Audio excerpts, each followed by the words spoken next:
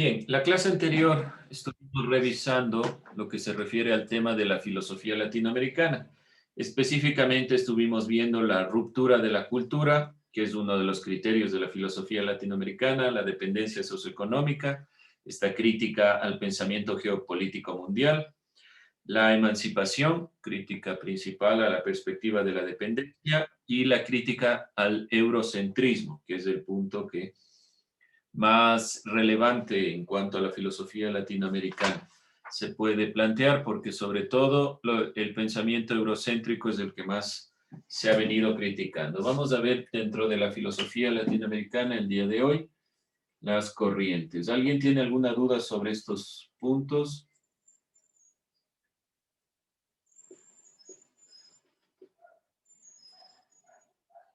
Listen, ¿cómo era el tema? El tema es el mismo, relaciones de poder que legitiman o cuestionan la filosofía latinoamericana, el mismo que estuvimos viendo la clase anterior, el mismo objetivo, identificar estas relaciones de poder. Vimos la filosofía y sociedad de América Latina como punto dentro de este tema y hoy vamos a ver las corrientes del pensamiento latinoamericano, también dentro de este mismo tema, ¿sí? El pensamiento latinoamericano, como hemos visto, tiene una tradición crítica. Ese es el fundamento de la filosofía latinoamericana y del pensamiento en general latinoamericano, no solo en las consideraciones filosóficas, sino si nosotros observamos dentro de lo que debe plantearse como perspectiva en los colegios y demás, es necesariamente la crítica o el pensamiento crítico una de las posturas más relevantes. Entonces, antes de iniciar, todas las corrientes tienen o se orientan dentro de una tradición crítica, de pensamiento crítico, ¿sí? La filosofía sumamente comprometida con las causas que cuestionamos la clase anterior tiene diferentes corrientes, así como también en la filosofía que se preocupa por un cambio social tiene diferentes formas. Las corrientes en la filosofía nos permiten determinar, por ejemplo, a qué época, a qué línea de pensamiento se van instaurando cada uno de los pensadores. Entonces, dentro de esta visión y dentro de esta perspectiva, vamos a ir enunciando algunos pensadores importantes de nuestro territorio principalmente. Vamos a ver algunos de los pensamientos. Primera corriente que vamos a revisar, la así llamada historia de las ideas.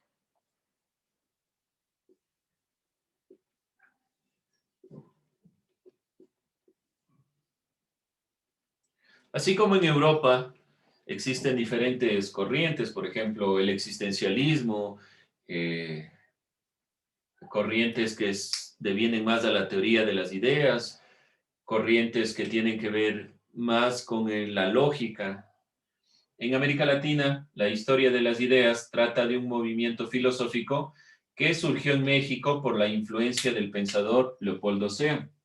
Entonces, este pensamiento surge principalmente en México y su máximo exponente es Leopoldo Sea. Hemos visto algunas de las perspectivas, voy a volver a enunciar algo de Leopoldo Sea, que es uno de los pensadores que mayormente influyen. No se olviden este pensamiento que planteábamos clases anteriores, la emancipación. Miren, nuevamente recalca el espíritu crítico, sacado de un texto de Leopoldo Sea, para seleccionar y determinar.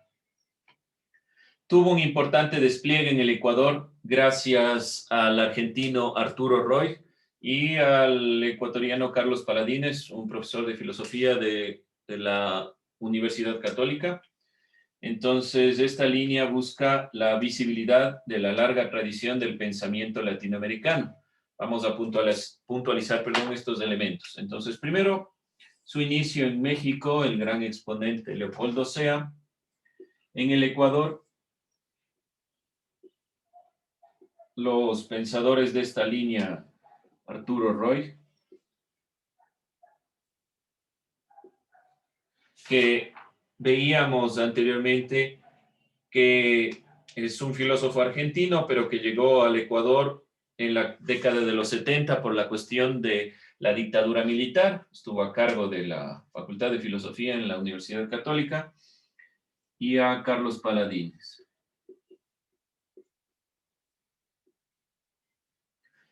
que fue un profesor de filosofía, experto en historia del pensamiento ecuatoriano y principalmente reconstruyó algunos de los elementos de la historia del pensamiento filosófico ecuatoriano.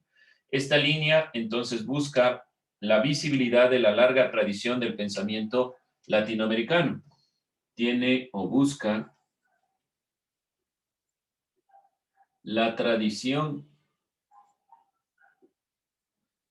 del pensamiento latinoamericano,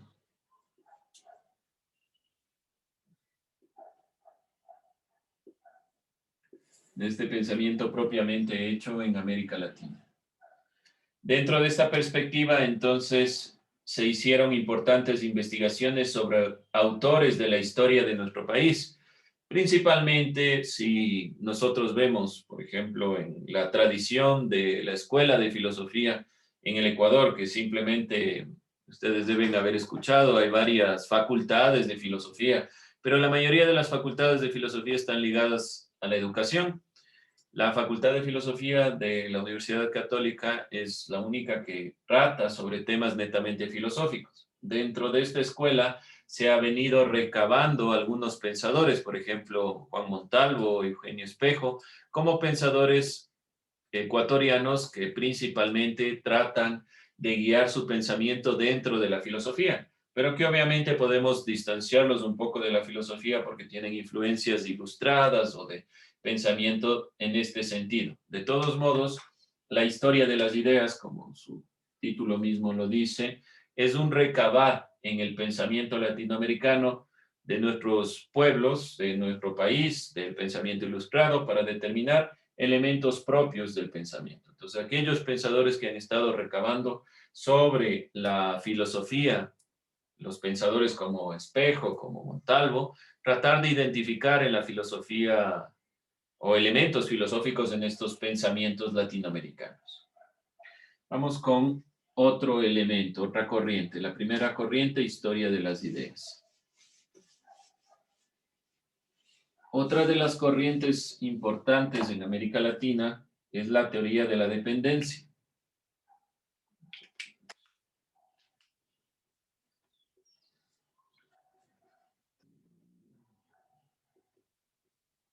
De la dependencia. La teoría de la dependencia trata de una reflexión sociológica que tuvo una gran repercusión en el pensamiento de la región. Su objetivo era mostrar que la situación de pobreza en América Latina es el resultado de un modo de poder que está distribuido a nivel global. Entonces, principalmente es una reflexión crítica del ámbito político y principalmente el demostrar que existen problemas dentro del pensamiento. Incitaba a esta reflexión y en esta corriente principalmente destaca Leonardo Boff, el brasileño Leonardo Boff.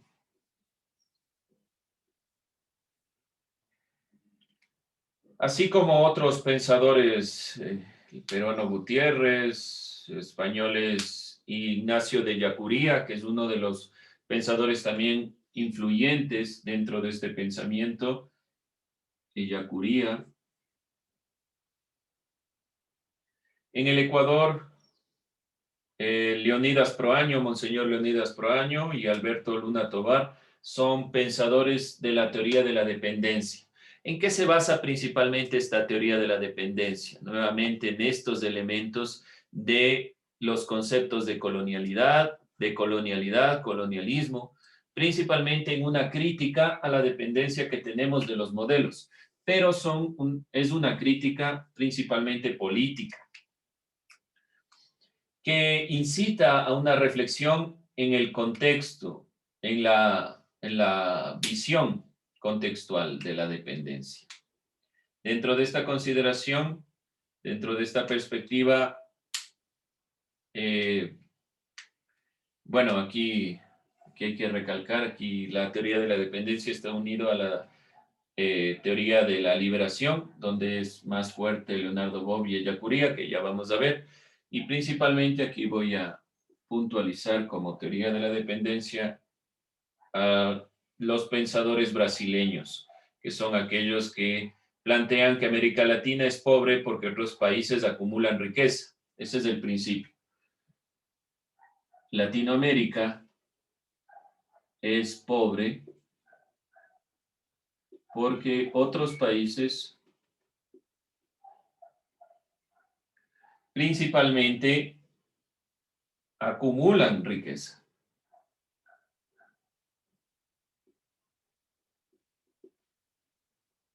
¿Qué quiere decir esto? Que principalmente esta reflexión que tuvo una repercusión principal en el pensamiento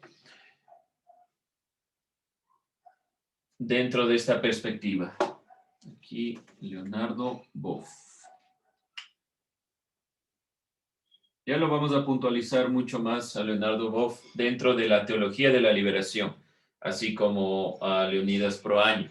Pero estas dos corrientes, estas teorías de la dependencia y la liberación y la teología de la liberación, que se llaman filosofía de la liberación y teología de la liberación. Ellacuría, es un español. Ya lo vamos a puntualizar mucho más abajo. Ellacuría. Ya lo voy a puntualizar en el siguiente tema para que quede más claro. Aquí principalmente han sido brasileños los que han impulsado esta perspectiva del pensamiento. Dos Santos, Falleno, Enrique Cardoso. Yo digo a Leonardo Boff también, principalmente, aun cuando está dentro de la teología de la liberación, la teoría de la dependencia dice que nosotros dependemos del criterio de otros países, de la perspectiva de otros países, ¿sí? De otros pensamientos y sobre todo, aquí como es una reflexión política, principalmente de la riqueza de otros países. Prácticamente América Latina sería aquel que obtiene lo que sobra de otros países, que acumulan la riqueza y dan a los demás lo que sobra. Voy a ir puntualizando aquí, no se olviden, no se preocupen tanto de los nombres. Los primeros son importantes porque nos atañen directamente a nosotros, como Arturo Roig y Carlos Paladines. Aquí principalmente a los brasileños, que son quienes han guiado la teoría de la dependencia. Pero esta teoría de la dependencia, este pensamiento de la teoría de la dependencia se plasma en dos elementos: la filosofía de la liberación y uno de los elementos más criticados, que es la teología de la liberación, como tercera corriente filosófica, teología de la liberación. La teología de la liberación y la filosofía de la liberación están fundamentados primero en la teoría de la dependencia. Todos estos pensadores han planteado que somos dependientes de los criterios, de los argumentos europeos y principalmente en la teoría de la dependencia de la economía, de los países ricos sobre los pobres, del centro hacia la periferia. En la teología de la liberación, que fue un movimiento que surgió en el interior de la Iglesia Católica. ¿Y por qué recalcamos esta perspectiva del interior de la Iglesia Católica? Porque las tendencias principales de la filosofía y teología de la liberación están muy unidas, ¿no? Si hablo indistintamente, esto tiene más incidencia a la teología de la liberación porque nace dentro de la Iglesia Católica, pero la Iglesia Católica le vio como peligroso a la teología de la liberación, porque su fundamento era principalmente Marx y el pensamiento marxista, comunista, para promover la lectura política del Evangelio. Ese fue el objetivo. La filosofía de la liberación, en cambio, no se centró tanto en el ámbito teológico. Teológico quiere decir aquello que se acerca a Dios, theos, Dios, y logos, conocimiento sobre Dios. En este ámbito de la teología de la liberación se intentó promover principalmente una lectura en el ámbito político, la lectura política del Evangelio. Fueron altamente criticados los filósofos y teólogos de la liberación, sobre todo porque impulsaron muchos movimientos de cambio y principalmente en la teología de la liberación se le veía peligroso involucrar la política dentro del Evangelio en sí mismo. Su objetivo final era mostrar que la situación en general de las reflexiones históricas de la fe debían ser contextualizadas. Es decir, que debían tener un contexto para América Latina, no podía ser la misma consideración. Como decíamos, en una organización política de comunidades cristianas, es principalmente una crítica a la postura de la aplicación del Evangelio sin contextualización. El objetivo es contextualización. Miren que, y como podemos observar, quien ha dado los impulsos más importantes dentro del pensamiento latinoamericano siempre ha estado ligado a la Iglesia Católica. ¿Por qué razón? Porque la Iglesia Católica, desde su conformación, debe enseñar filosofía a aquellos que se vayan a convertir a sacerdotes. Por lo tanto, desde esas bases se ha podido impulsar un poco el pensamiento latinoamericano, por lo menos en el Ecuador. En Argentina tal vez hay un impulso más fuerte, en Chile, pero en los países como el Ecuador ha estado muy ligado a esta perspectiva. Aquí sí, ya directamente la corriente ha sido principalmente de religiosos, donde nuevamente nombramos a Leonardo Boff como uno de los pensadores más importantes y críticos a esta perspectiva. Aquí sí, nuevamente enuncio al español Ignacio de Ellacuría. Ignacio Ellacuría. En el Ecuador, como les decía, a Monseñor Leonidas Proaño.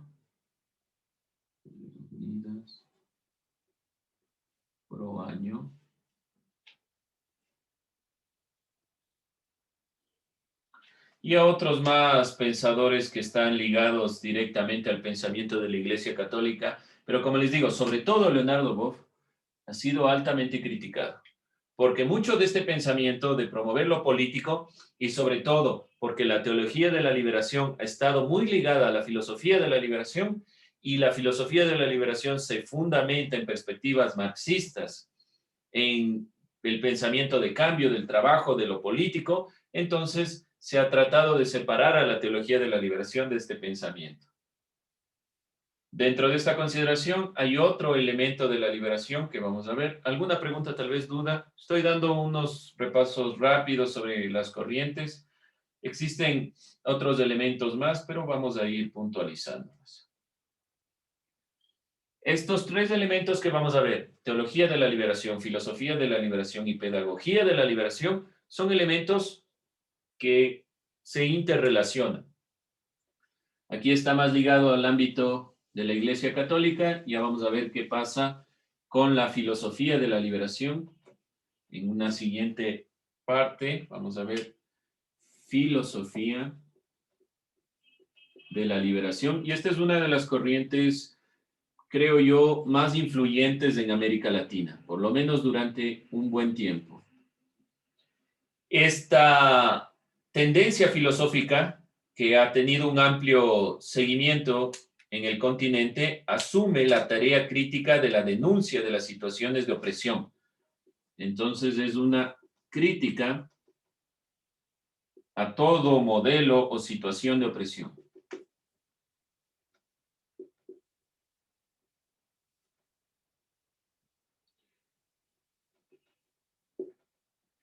asume la tarea de denunciar esta opresión y generó la herencia de la perspectiva crítica de la teoría de la dependencia y la historia de las ideas, pero principalmente esta filosofía de la liberación es la que ha guiado el concepto de colonialismo. Aquí ya se plasma directamente el concepto de colonialismo. Como ustedes pueden ver, hay varias tendencias, es verdad, pero cada una de ellas va incrementando el conocimiento. ¿Qué entendíamos nuevamente, por si acaso, por colonialismo? Dentro de esta perspectiva, el sistema político que nos ha heredado la colonia, pero que va más allá hacia la colonialidad del pensamiento. Aporta propuestas de transformación de los sujetos oprimidos. Aquí está principalmente Enrique Dussel como uno de los pensadores más influyentes. Entonces, los conceptos colonialismo, colonialidad, decolonialidad,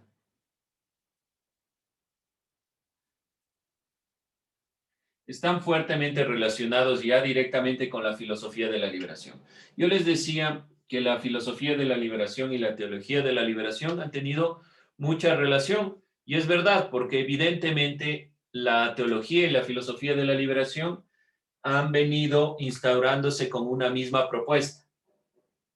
Denunciar situaciones de opresión. Tal vez para la teología de la liberación sea más evidente en el ámbito religioso y sobre todo en la perspectiva, por ejemplo, de denunciar los elementos de la no contextualización del Evangelio y la perspectiva del problema que viene suscitándose frente a la relación con la Iglesia, porque nuestros países, todos sabemos, son altamente católicos, aun cuando hayan otras religiones y otras perspectivas. Realmente la gran cantidad de la población en el Ecuador y en los países latinoamericanos son católicos, lo que significa que la influencia en el pensamiento está directamente relacionado con la forma en la cual entendemos la religión.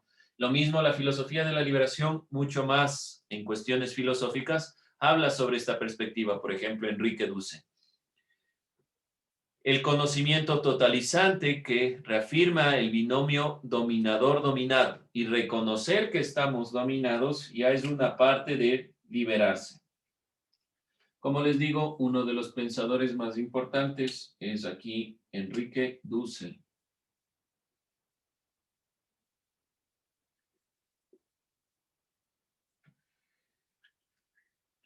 También Horacio Ceruti. Horacio Ceruti.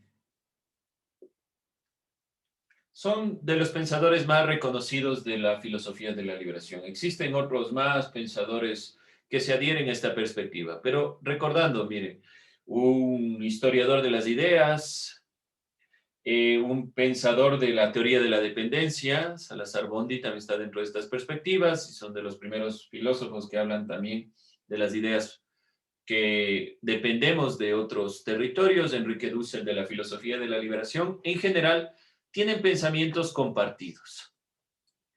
Finalmente, vamos a cerrar este análisis de estas corrientes enunciando la pedagogía de la liberación. Yo ya les mostré una imagen sobre la perspectiva de la pedagogía de la liberación, pero se ha venido encaminando como una corriente. Pedagogía de la liberación. Es una doctrina pedagógica alentada por el brasileño Paulo Freire. Es el gran exponente de la pedagogía de la liberación, Paulo Freire. Si se dan cuenta, los brasileños, los argentinos han sido los más influyentes, así como los mexicanos también, obviamente, del pensamiento filosófico latinoamericano. Y los brasileños principalmente en los cambios sociales. Freire defendía el nexo entre la educación y la acción política. Entonces aquí había una relación entre educación y acción política. ¿Qué significa? Directamente que si la educación es accesible para todos, la posibilidad del acceso y la calidad educativa permite que podamos tener un entendimiento de la realidad y generemos cambio, que es acción política. Desde su punto de vista, la educación es una importante herramienta de concientización de la sociedad, lo que viene a ser un paso fundamental para todo proceso de transformación. Sin educación no hay transformación.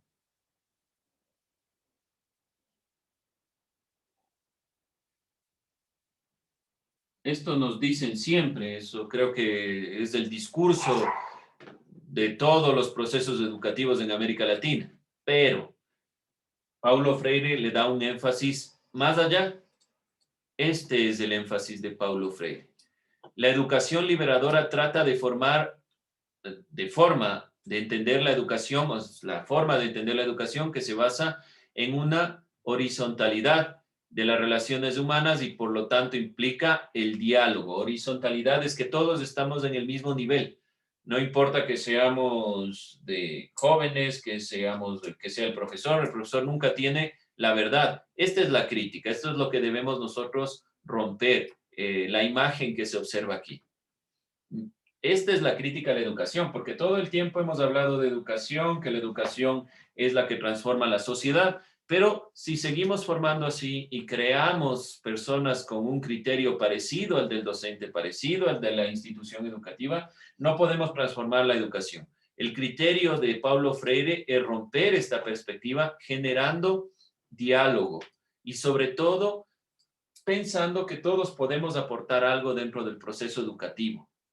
No se olviden esta perspectiva de la educación, sobre todo esta imagen, que es muy evidente el punto al que se quiere llegar. Debemos romper esta idea homogenizante. Según Paulo Freire también, la perspectiva debe ser de crítica. Está fundamentado todas las corrientes que hemos visto en el pensamiento crítico. El pensamiento crítico es la línea o la guía de la filosofía latinoamericana. Y aquí la educación impulsa a esta transformación a través de la crítica. ¿Dudas, preguntas, inquietudes? Bien, con eso cerramos las corrientes. Hemos visto un poco del pensamiento latinoamericano y nos vamos a centrar posteriormente en uno de los elementos. Señor, cierre su audio. Gracias. Entonces, vamos a ir cerrando esta perspectiva y vamos a ir puntualizando un elemento de la filosofía clásica, que es la mayéutica, para tratar de entender cómo ha ido introduciéndose dentro de la filosofía latinoamericana. Bien, cerramos con el trabajo. 2 preguntas, nada más. ¿Cuál va a ser su trabajo? A ver, las 2 preguntas que vamos a contextualizar aquí.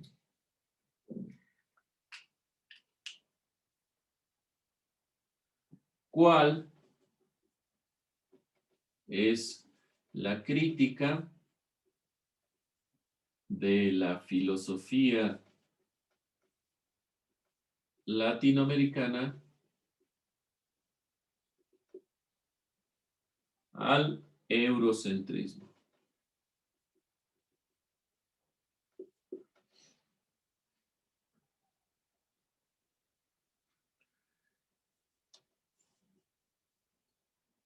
Vamos a dejarlo ahí, solo con eso, ¿ya?